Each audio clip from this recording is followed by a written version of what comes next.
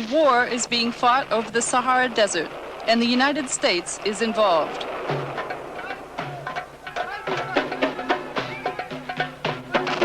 American weapons are taking their toll.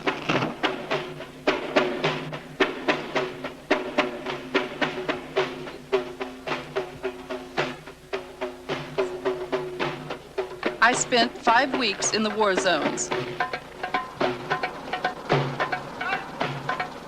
This is the first in-depth American report on what could become a superpower conflict.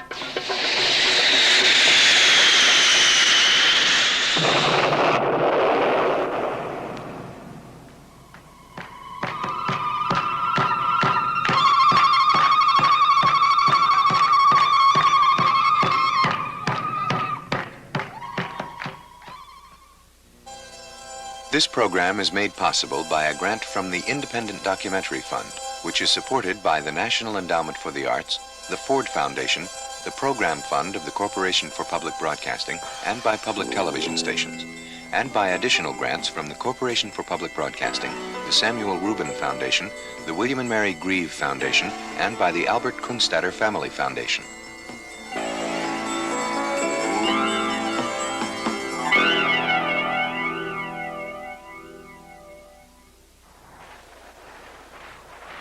The war is being fought here, in the Western Sahara, in what seems to be a wasteland. But to the people involved in the war, it's a land worth fighting for. The Western Sahara, a desert nation the size of Colorado, is located on the west coast of Africa. It's the site of one of the world's largest deposits of phosphate and could have substantial untapped reserves of petroleum and iron ore. For these and other reasons, neighboring Morocco is occupying the Western Sahara, claiming it as part of Morocco's ancient empire. The Sahrawis, the indigenous people of the Western Sahara, are fighting against Morocco for their independence.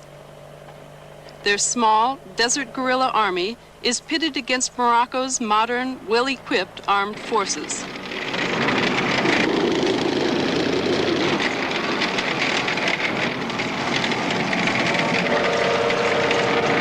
The United States is one of the main suppliers of weapons to Morocco, even though the Moroccan occupation of the Western Sahara is condemned internationally. The Reagan administration justifies its support of Morocco by putting top value on our friendship with that country. Morocco, for 2 decades, has been a close and valued friend of the United States. They are a moderate Arab state. They are very helpful in terms of a series of initiatives in Africa. They are a strategically important country bordering on the Atlantic and on the Mediterranean. And they have been consistently supportive of the United States of America. Another African country that's been friendly with the United States of America is Nigeria. Yet, its foreign minister feels the United States has chosen to support the wrong side. For the United States, champion of justice, freedom, and rights of people to be on the side of the oppressor, as it were, it's a really very sad affair, and one sincerely hopes that the U.S. administrations would consider this matter in this light and pull out as best as they could, because you might say in the short run, U.S. may need to protect its strategic interests and friendships and so on, but in the long run, it's really creating a very bad name and very bad image for itself in Africa as a whole. The real problem that ought to concern us in the Western Sahara is the potential which this conflict has for significant escalation, and the extent to which, if it should spill over into Morocco and Algeria, it could create a situation in which our own country and possibly the Soviet Union could be dragged in as well.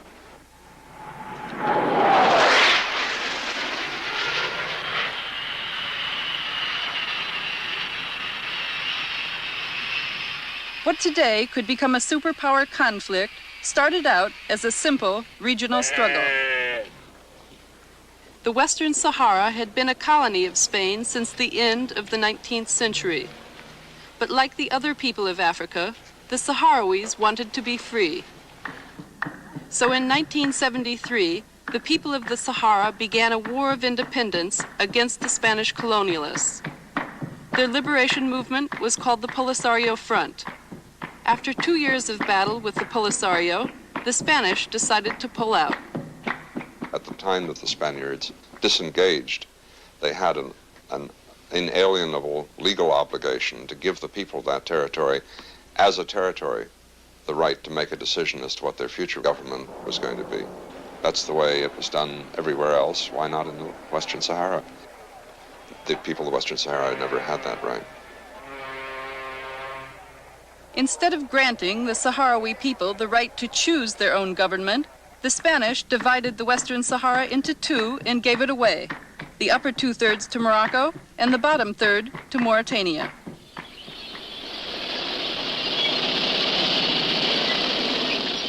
When Morocco and Mauritania moved in their armed forces to secure their new territory, the Sahrawi people loyal to the Polisario Front became a target.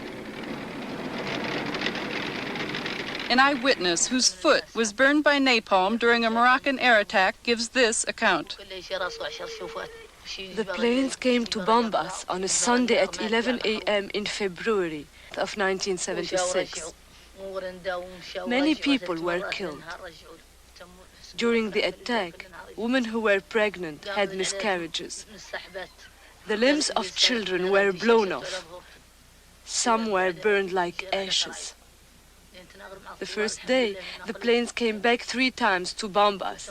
They came back every day that week to bomb again and again. The women fled. Those who were not hurt carried their children on their backs.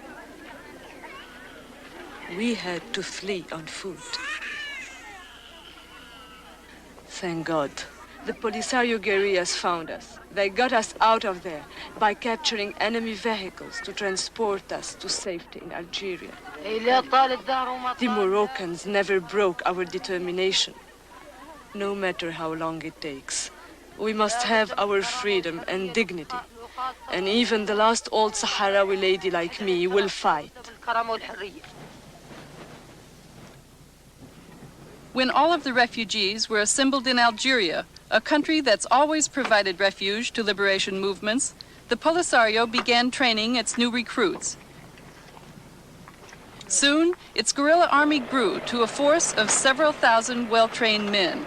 Their objective, to reclaim their homeland from the Moroccans.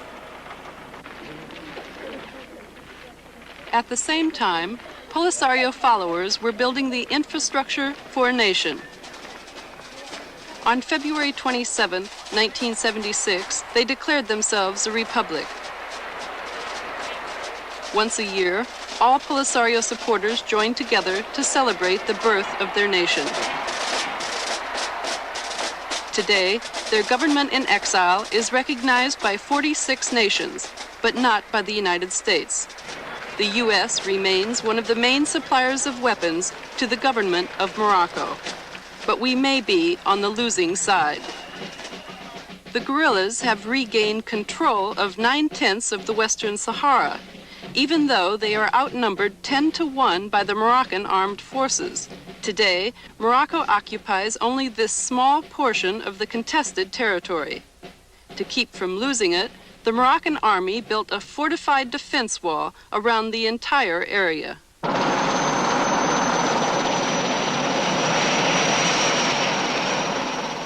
I was airlifted to Morocco's front lines by Army helicopter. Ras Al Hamra has been the site of several major battles because this is where the defense wall begins. Being the first American journalist to report on this war, I received the full cooperation of the Moroccan government. During a 10-day tour of the war zones, I would visit nearly every major Moroccan military base and outpost in southern Morocco and the Western Sahara. Heavily armed Moroccan soldiers provided protection for me the entire time I was there.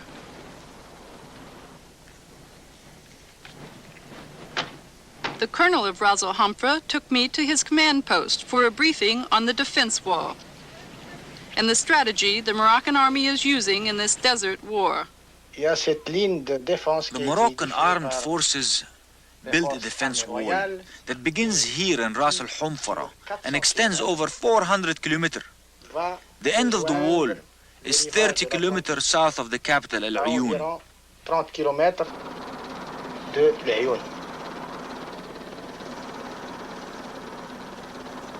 It's impossible for the enemy to penetrate the defense wall.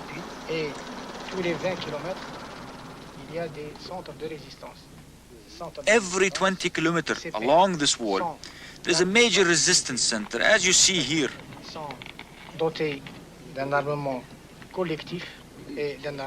The soldiers have collective as well as individual weapons. The wall itself is defended by mines, barbed wires, and trenches. We also have radar surveillance over the entire area, which allows us to detect personnel and vehicles within a 60-kilometer radius. Information from the radar is available to our light armored intervention forces situated 10 to 15 kilometers behind each resistance center. These intervention forces rush to the aid of the men at the wall in case of attack. Although the wall area appears to be heavily fortified, Moroccan military officers claim they need even more weapons to fight the war effectively. The colonel at Zag, one of the most important military bases in southern Morocco, gave me his views. The Sahara is a vast country. To control all of it, you need an army the size of the Chinese army.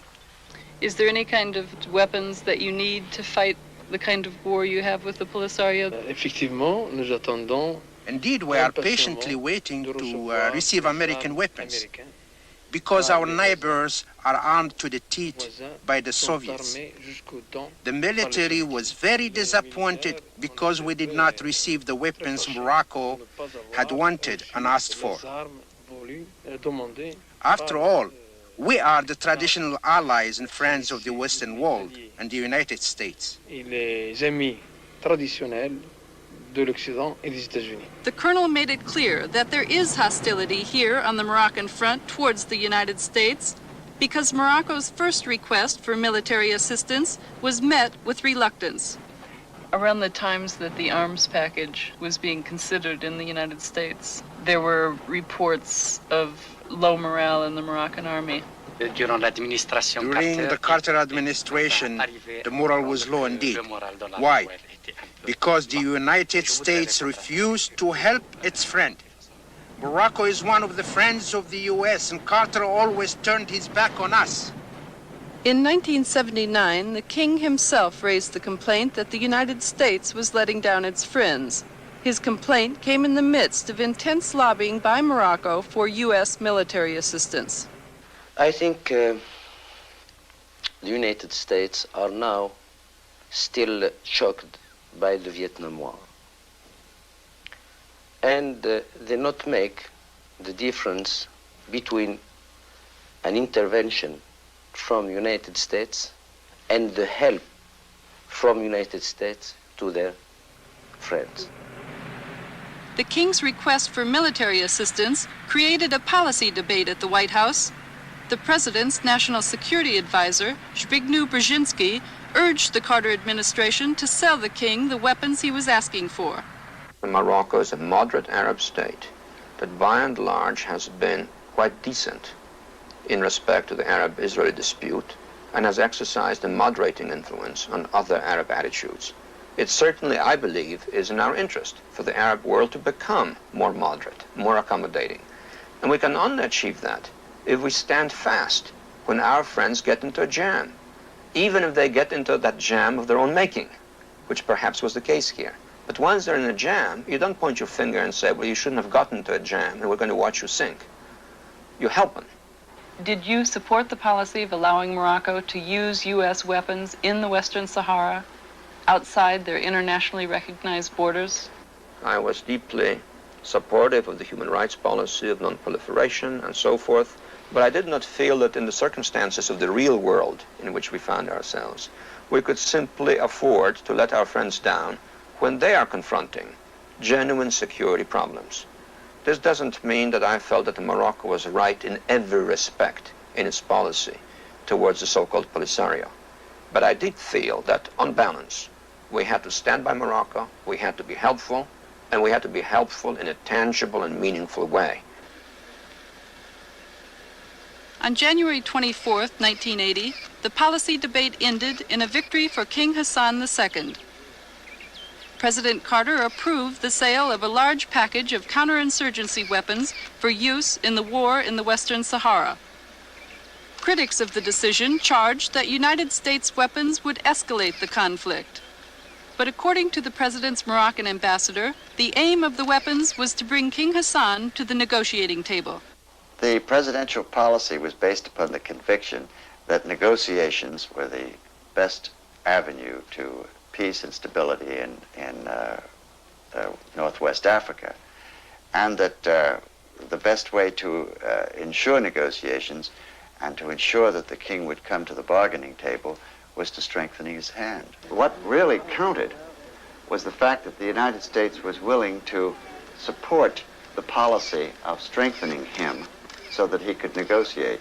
He felt a great deal more reassurance to have the United States understanding of his position.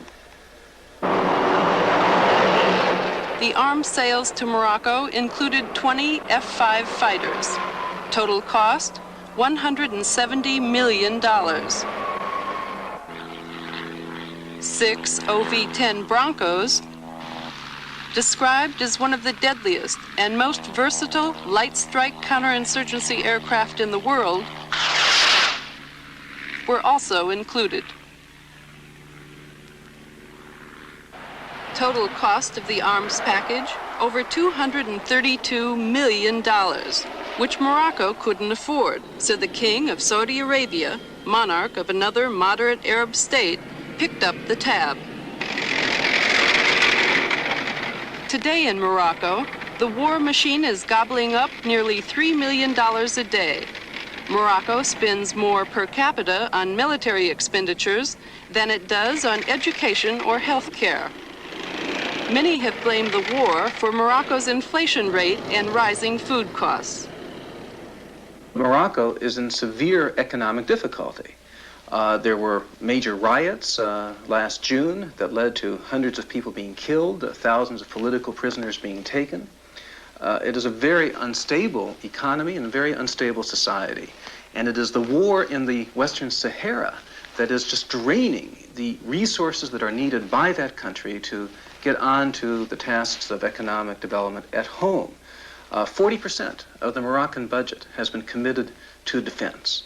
And over $1 billion last year went into just the Western Saharan conflict.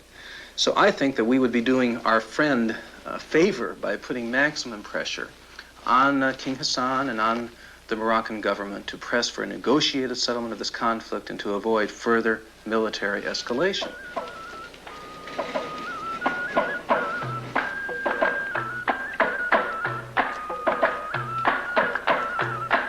This is the Moroccan town of Tantan.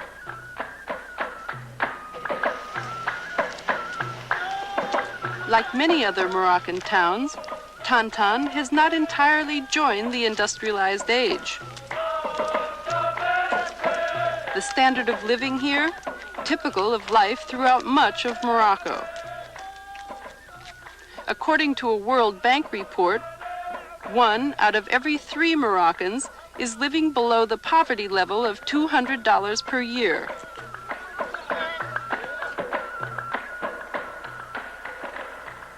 (72% of Moroccans are illiterate.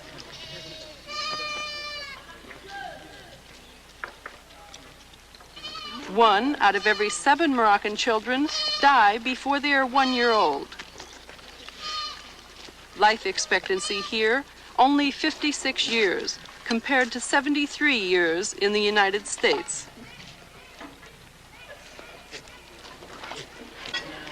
In light of these facts, Why then does Morocco continue to divert its resources, both human and financial, into a war that's being fought over a chunk of desert? I'm sure from Morocco's point of view, it's a question of getting back what they had considered their old big empire.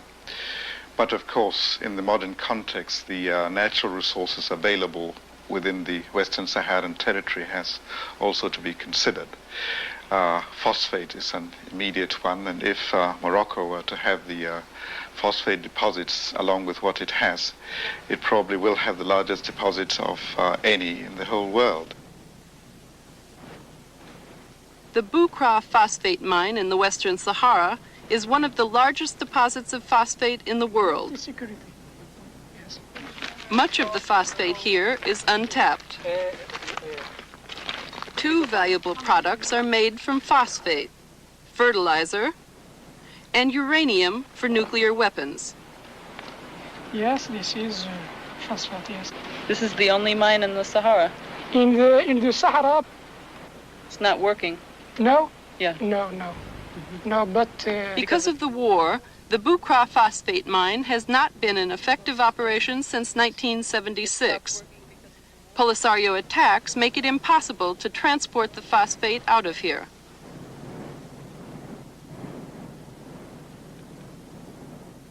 The phosphate used to be shipped via this conveyor belt, the longest in the world. It stretches 66 miles, all the way to the Atlantic Ocean. Because the conveyor belt has been inactive for so long, drifting desert sands have covered it completely in some places. Here in the desert, the primary concern to Morocco is Polisario attacks. But in the occupied cities of the Western Sahara, Morocco has a different concern: the allegiance of the Sahrawis living here.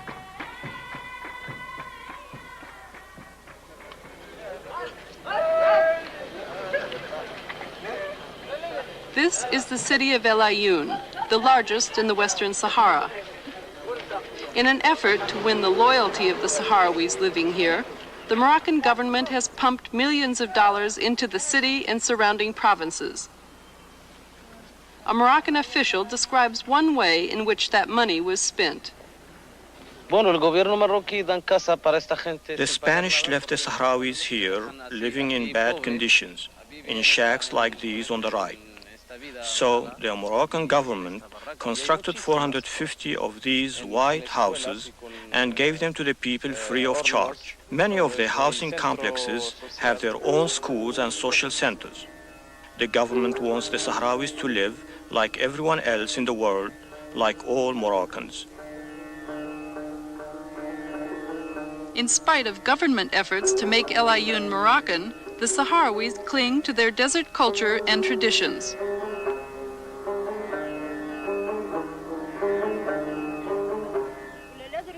To find out the attitudes of Sahrawis in El Ayoun, I conducted random street interviews. Everything that was said had to pass through this man from Morocco's Ministry of Information. Later, when I checked the accuracy of his translations, I found that he was distorting both my questions and their answers. Would you ask him if he thinks that the war has split the Sahrawi people and if he would like to see there be a reunion of the people?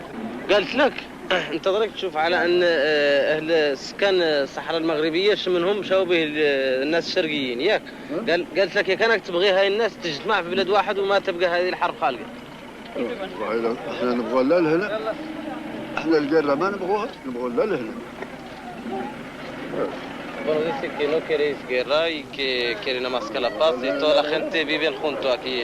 Que no quiere guerra. Ask him his feelings about the war between the Polisario and the Morocco. قالت لك هذه الصيدة قالت لك شدها لك في هاي الحرب اللي عدوا علينا هاو الناس الشرقيين كانها معقولة ولا ما هي معقولة؟ قالت لك شدها لك في اللي عدلوا كانوا زين ولا ما هو زين؟ كلها زين وعندك ما نعرف لهمش ما عندنا هم فلوسهم احنا عندنا ما هو زين وهم ما نعرف لهمش Dice que, bueno, dice, primeramente dice que no sabe nada. Después dice, bueno, eso es cosa no es buena para nosotros. Why isn't it a good thing? قال لك علاه في نظرك انت اللي يعدلوا الناس ما هو زين. قال لك علاه في نظرك انت اللي يعدلوا الناس ما هو زين. نظري انا انه ما هو زين بنادم يهرب عن ترابه ويخليها ما هي زين. Dice que no es bueno porque ellos marchan lo cogen los de Algeria desde aquí, de su tierra, y le quedan ahí, que no es bueno, y viene para matar a sus hermanos o sus hijos, que no es lógico.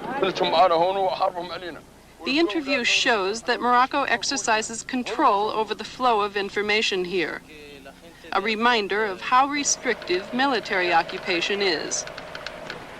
In fact, Sahrawis living under Moroccan control are not free to join the Polisario or any other organized resistance movement.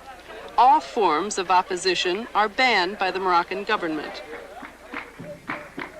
The main opposition group, the Polisario Front, is headquartered here in Tindouf, Algeria, 400 miles El Ayoun.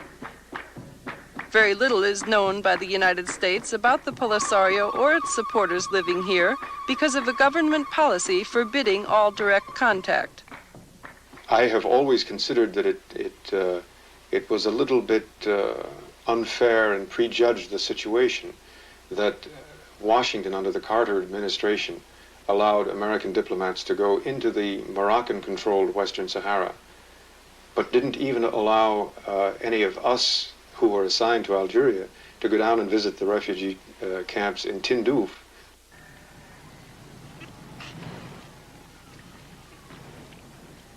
These are the Polisario camps. The part of Algeria where the Polisario supporters live is known as no man's land, a difficult place even for Sahrawis who are accustomed to desert life. I am one of the few Americans to visit or film here.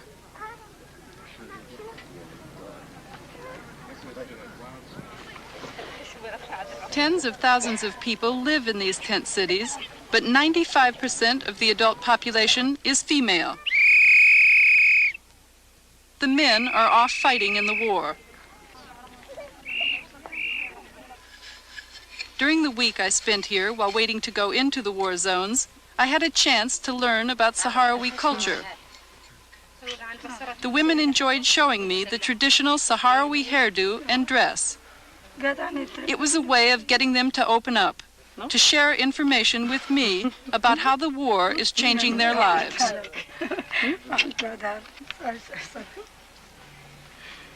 المجتمع التقليدي بالنسبة لنا كانت المرأة فيه. In traditional society, women had a limited but not unimportant role. Women stood side by side with their men and participated with them in all sorts of things. We even tended the herds.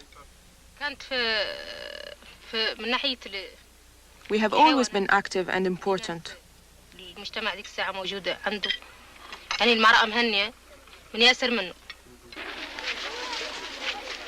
The most important thing we're doing now is to teach our children to be conscious of their role in reclaiming our homeland and to prepare them to take their share of the responsibility in facing the future. They are our future. Men have their role in this struggle, but so do we. Our roles are complementary. The man is out in the battlefield facing the enemy, while we women are here in the camps, taking charge of the rear bases. In case of an attack by the Moroccans, the women are responsible for defending themselves and the children. So each woman receives 1 year of basic military training. One of the women instructors explains the threat they live under. Like all colonialists, Morocco wants to control and exploit our country and its wealth. But the Moroccans are convinced that as long as one Sahrawi is alive, they can't achieve this goal. Therefore, their objective is to exterminate all the population of the Western Sahara.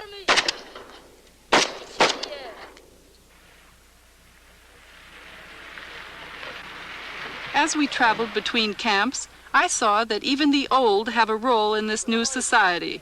They man the outposts between camps and monitor traffic.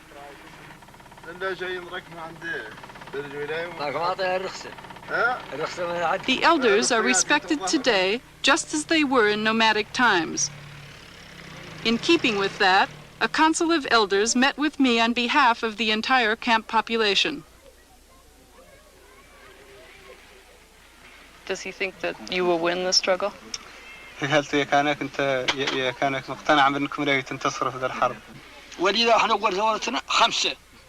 Yes, I'm sure we will win.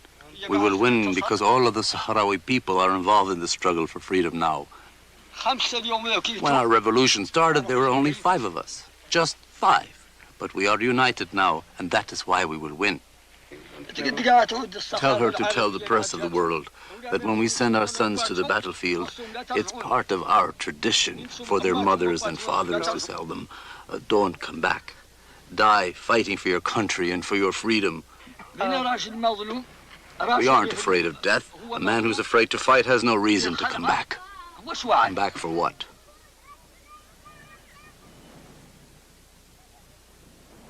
"25 seasoned guerrillas in worn battle fatigues arrived at the refugee camp to escort me into the war zones of the Western Sahara.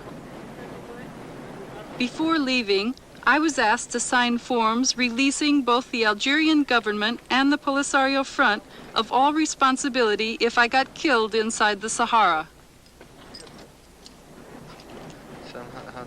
I would live with the guerrillas for 2 weeks. During that time, we would cover 500 miles of desert and would visit all of the major Polisario strongholds. As the guerrilla leader showed me the route we would follow inside the Sahara, I thought about the irony of traveling in a war zone where I could be killed with weapons made by my own country.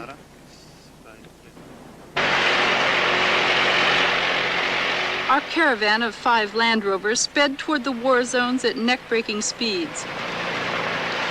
During the day, temperatures would reach as high as 135, but at the early morning hour we left, the temperature was only 40 degrees, and the wind was strong.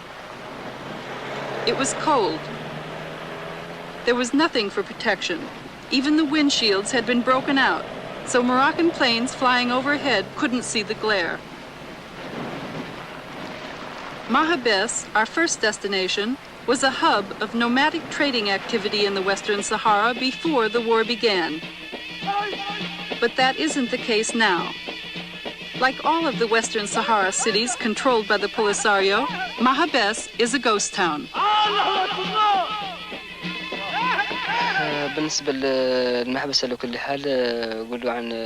Before the Moroccan occupation, there were 7,000 Sahrawis living in the city of Mahabes and in the surrounding area. But the objective of the Moroccan army was not only to occupy the Western Sahara, it was also to annihilate the population. That's the reason none of our people, supporters, live here, even though Mahabes is liberated and under our full control. If anyone lived here, they'd be bombed by the Moroccan Air Force as they were before. That's why our people stay in the camps in Algeria where they are safe. I saw nothing but rubble and reminders of the fierce fighting that took place here when the Polisario won control in 1979. In the operation of Mahabes, we captured 69 prisoners, 80 trucks, and more than 400 tons of different caliber ammunition.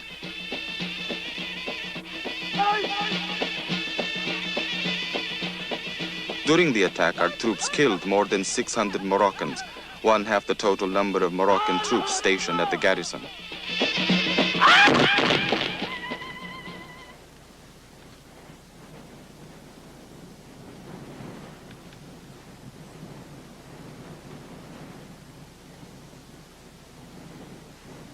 Estas plantas son de nuestras tierras y son bonitas.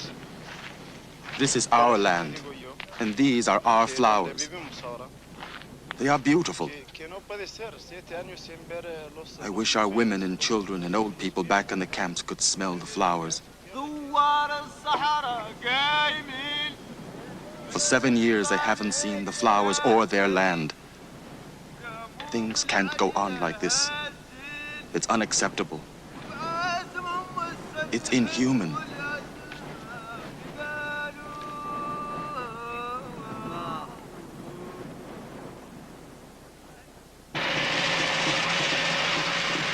On the next leg of our journey, we crossed the border into Morocco itself, where the guerrillas occupy a former Moroccan military base.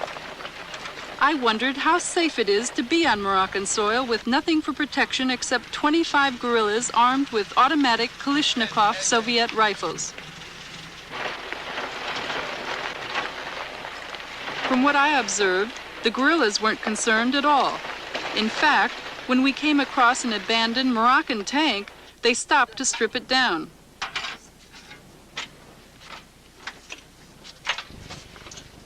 Without tools, it was a struggle, but the guerrillas were determined.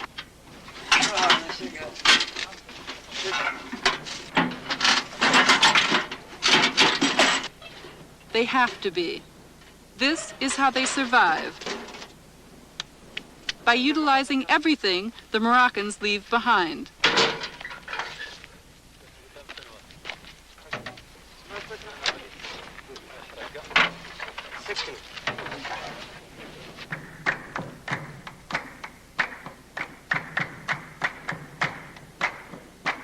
Luberat was a major Moroccan military base. From it, Morocco attacked key towns and Polisario positions within the Western Sahara. According to the Polisario, 5,000 Moroccan troops were stationed here when the guerrillas attacked in 1979. Some of the guerrillas who participated in the Battle of Luberat met us at the garrison and explained how they defeated the Moroccan army.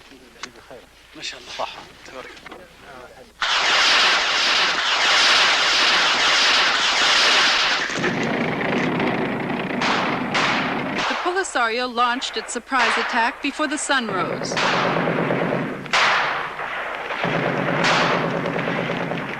From every direction, the guerrillas advanced dangerously close on foot and by Land Rover.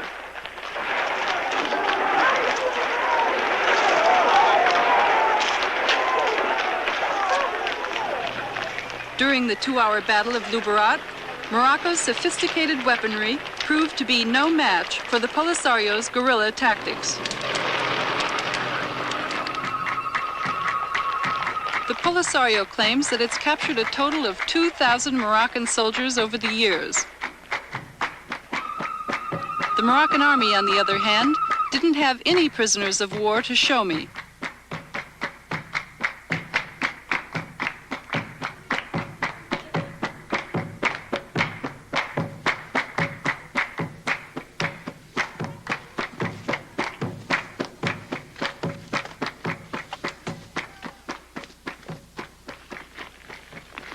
At an undisclosed site in the desert, the Polisario allowed me to meet with hundreds of Moroccan soldiers they're holding as prisoners. When were you captured? I was captured at Hagunia, 10 kilometers south of Hagunia. And where's Hagunia? Hagunia is in the Sahara. And you're a Moroccan? Yes, of course. Why were you fighting in the war? Why were you fighting against the Sahrawis? Because I am a soldier. I don't have the choice. Do you think Morocco will win the war? Do you think Morocco will win the war? I don't think, because this war is a war of independence, and the Sahrawis will have their independence. Do you wish the war would end? Yes, of course. I'm sorry for my family. Why? Because I threw my family, now my wife have 4 children on the arms, and she can't be married, she can't live, she can't do anything. Do you think peace will come? Do you think the Sahrawis and the Moroccans can be at peace with one another? I hope that the Moroccan and Sahrawis sit around the table and discuss for this problem, and the Sahrawis can have their independence. Seeing the evidence of Polisario victories made me think that this is a war that can be won by the guerrillas. That conclusion is contradictory to the Pentagon's assessment. I cannot see how the Polisario can hope to win this war, nor can I see how Morocco can hope to win the war. This is, as long as Algeria is a sanctuary for the Polisario, and as long as Morocco is 50 times the size of the Polisario, neither side can hope to win the war militarily. Mr. West has never been to the Polisario side. The two fact-finding missions he led in 1981 spent time only with the Moroccan armed forces. Therefore, it's not surprising that he seems to underestimate the capability and determination of the Polisario to win.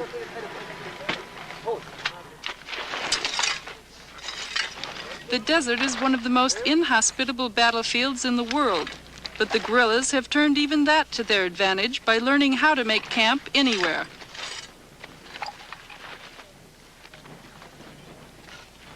The guerrillas have a saying that a man alone in the desert is a dead man. So everyone pitches in. Food and water are scarce here. We carried only enough water for drinking. It was carefully rationed, even though it looked and tasted just like gasoline. When the goat we had been carrying with us was brought out for the kill, it marked the beginning of a special occasion. In keeping with Islamic tradition, the soldiers slit the goat's throat from west to east. Every part of the goat was carved up, either to be eaten or to be utilized. Fighters out in the field make do with an occasional piece of dried camel meat. So our cooked goat stew drew all of the local guerrillas out of hiding.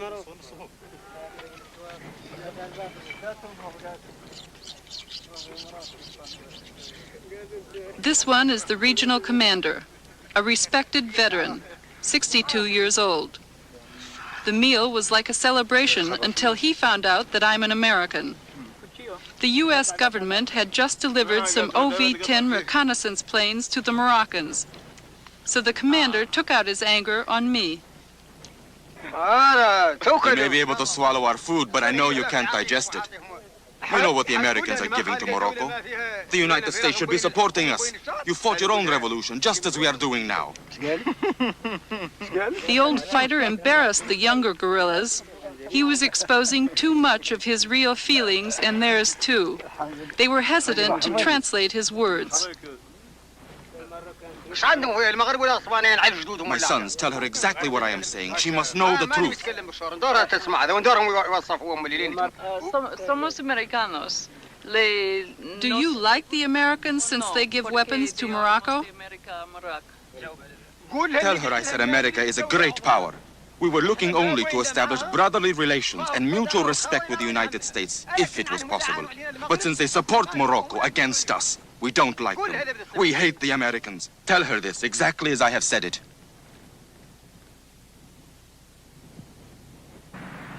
If the message has reached Washington that we are making enemies out of the Sahrawi people, it hasn't had much impact. Rather than decreasing military assistance to Morocco, the United States government is increasing it, even though official government policy is one of neutrality. One of the major differences in foreign policy between the Reagan administration and the Carter administration is the approach towards arms sales. The Reagan administration has adopted a much more permissive policy on arms sales. The Carter administration emphasized restraints. In the case of Morocco, the Carter administration sought to link the provision of arms to movement towards political negotiations involving the Western Sahara War. The Reagan administration has dropped that explicit linkage. The support of the United States should not be subject to debate. It should be forthcoming and quick. This was not the case for us in the past. Now, however, we feel there is a better understanding. 108 M60 tanks had been requested by Morocco during the Carter administration, but their sale was never approved. Secretary of State Haig, however, in one of his first official acts of office, approved the sale of the M60 tanks to Morocco. In the fall of 1981, the Reagan administration took yet another step by sending U.S. military advisors to Morocco. The decision came after Morocco suffered heavy losses because of a Polisario attack on its outpost of Guelta Zamor in the Western Sahara. Guelta is 135 miles south of the Moroccan border. During the battle, the Polisario shot down 2 Moroccan fighters, each costing $15 million, and 3 other Moroccan military planes. That's 8% of the entire Moroccan Air Force. After the battle, the King of Morocco appealed to the United States for more military assistance, on the basis that for the first time, the Polisario had used Soviet surface-to-air missiles known as SAM-6s.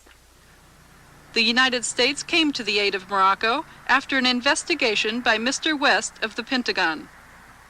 What were your recommendations? My first and strongest recommendation was better training. What type of training specifically? Well, basically, it has to be training for their pilots in order to know how to evade SAMs and how to attack a SAM system.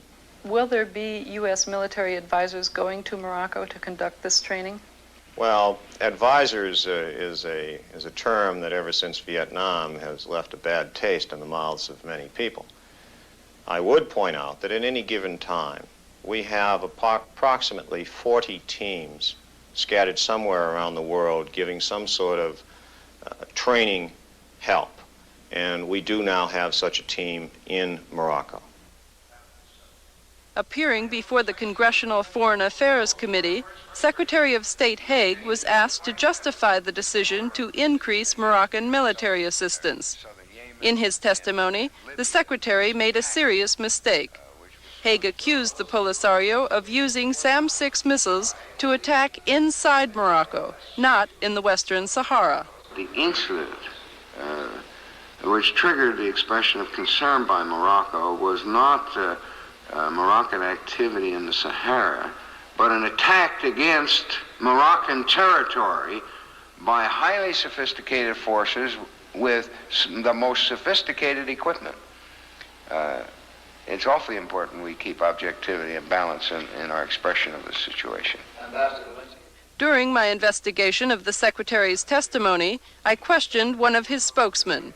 He admitted that Haig had made a serious mistake because the Polisario SAM-6 attack was in the Western Sahara at Guelta Zamor, which the U.S. government does not recognize as Moroccan territory. The State Department claims that Haig made an honest mistake, but when I requested an interview with the Secretary, it was denied, and the congressional hearing record has not been corrected. At the Pentagon, I asked their top expert for justification of the new policy, and he made the same mistake Haig had. We will, in conjunction with some other nations, assist militarily in terms of the sales of military equipment to provide for the legitimate self-defense needs of Morocco, because these SAM-6 attacks have taken place inside Morocco, 70 miles inside Morocco. Where is that? This is at a place called Basied. This happened on November 20th.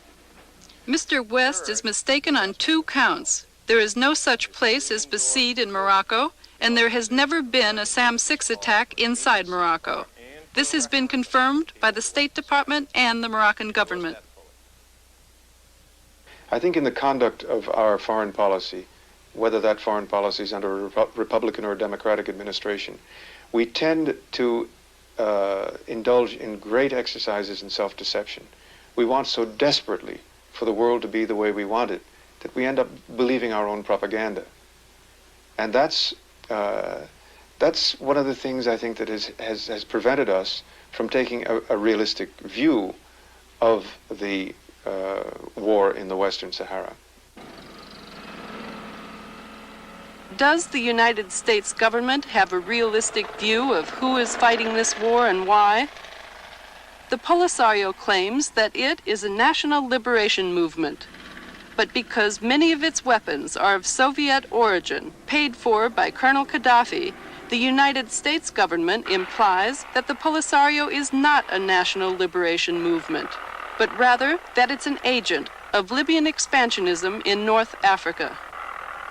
The linkage to Libya and the linkage to Gaddafi is very troubling.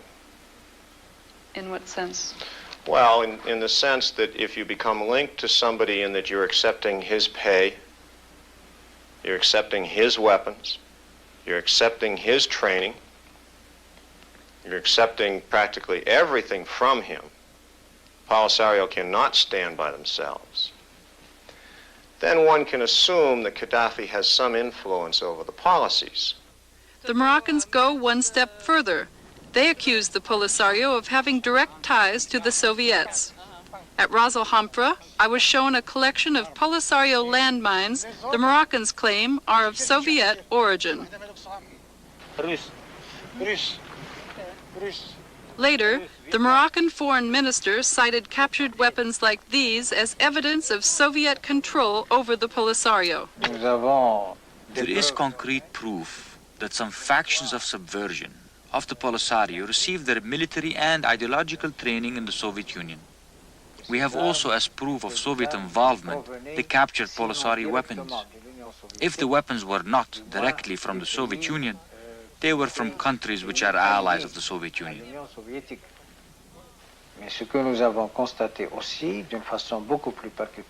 What we have witnessed also, which is more worrisome, is that there is a similarity between what is happening in the Moroccan Sahara today and what has happened in the Horn of Africa and in certain areas of Central and Southern Africa. I can't believe that the Moroccans who are saying that actually believe what they're saying. I think they believe that such statements would be sweet words to the ears of the present U.S. administration. And they will tell a U.S. reporter that in the hope that it will be reported to the right quarters, and they will thus get sympathy for their cause. But I'm absolutely certain there is no Soviet hand in this. This is not saying that the Polisario is not getting Soviet weapons, but they are getting it through straightforward, honest purchase and delivery by Libya, for example. And if it cannot be obtained from the West, why can't it be obtained from the Soviet Union? How will the arms race in the Western Sahara end? Does a continuing war mean even greater involvement of the United States? I would expect that as the Polisario escalates the war, we are going to supply more and more military equipment, and indeed now we're going so far as to offer training in counterinsurgency. What most concerns me is the extent to which we're now beginning to hear some talk from the administration that they are thinking of sending military advisors, presumably to help the Moroccan troops in the Western Sahara. And I think the last thing we want is another Vietnam. We are getting over what was certainly the hangover from Vietnam, which was that we had to keep our distance from all other countries in the world with the exception of Western Europe. I think we are snapping out of that. We have militarized our foreign policy. A retired admiral of the United States Navy is one of those concerned about the recent escalation of arms sales by the United States. President Reagan and his administration are exporting weapons all over the world. This year, we will be selling $15 billion worth of military weapons to countries all over the world. That's more weapons than all the countries in the world sell, including the Soviet Union. We are the world's largest exporter of weapons. One of the fundamental faults in the foreign policy of the Reagan administration, in my view, is the extent to which they seem to feel that the way to solve any problem which exists in the world is to throw arms at it. Weapons may prove to be a poor choice for solving world problems. They haven't ended the war here in the Western Sahara, And our policy of providing weapons for use in places like the Sahara is putting the United States in the position of being criticized for violating important principles of international conduct. To the extent that a superpower supplies arms to a government to help it, a friendly government to help it occupy another country which is, was, or ought to be independent under international law, it is violating both legal and moral precepts. I believe the involvement of the United States is really viewed with some sadness because we all look at the United States as a country where people came to obtain freedom and from the oppression of the old continent in Europe and have obtained it and are the symbol of freedom and justice in the whole of the world. Our government and those of our allies have expressed moral revulsion at the police state tactics of Poland's oppressors. Often the United States does live up to its image as the symbol of freedom and justice in the world. Like in the crusade President Reagan is leading against martial law in Poland.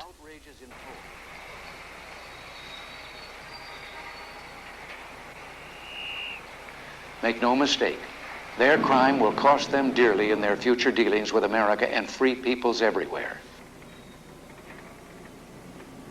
How can they possibly justify using naked force to crush a people who ask for nothing more than the right to lead their own lives in freedom and dignity?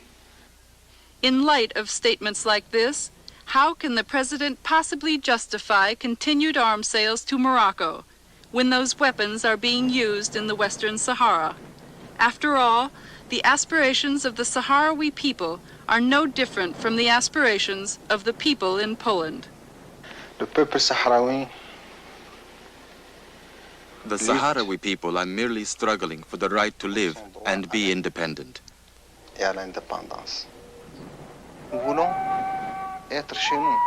We want to be at home, to live freely on our land, the land on which our ancestors have lived for thousands of years.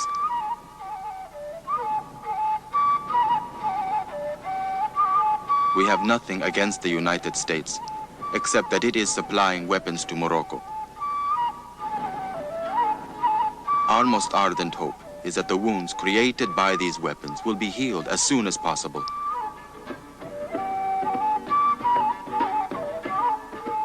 And that the Sahara and America can establish good relations.